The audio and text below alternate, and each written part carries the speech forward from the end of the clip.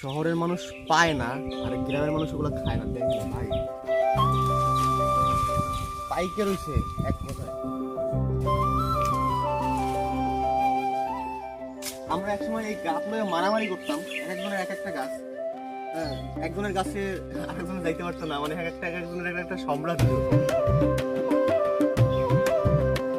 আর এখন এমন একটা অবস্থা, গাছে এত গাছ পাইকে আছে কিন্তু কেউ খায়ও না, ধরেও না।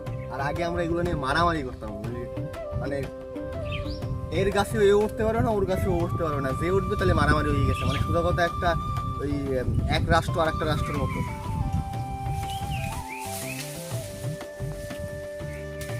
এই দেখছেন কতগুলা, এই এই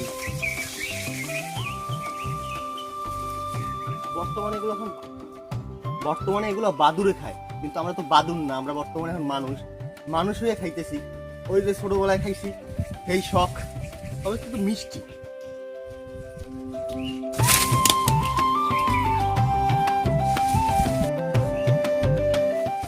আগে ছোটকালে অনেক অতিরিক্ত গাছ খাইলে, এগুলো খাইলে বর দিয়ে কইতো যে এই খারাপ খাইতে গেছে, বর দিয়ে বলতো যে এগুলো খাইলে নাকি পোকা পোকা কষা হয়ে যায়।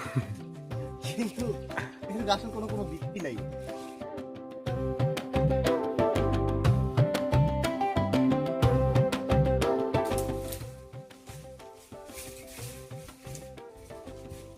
আমার দেখতে লাগে না কমলার মতো?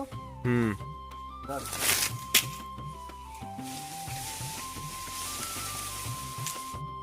এই যে বাদুরের খাবারগুলো খাইয়ে পারিলে কিছু, ওরা কেমন করে বরদোয়া দিবে বাবা? হ্যাঁ, কি করে দেবে? পানিতে বসে। তুই পানি ঢালাও গো।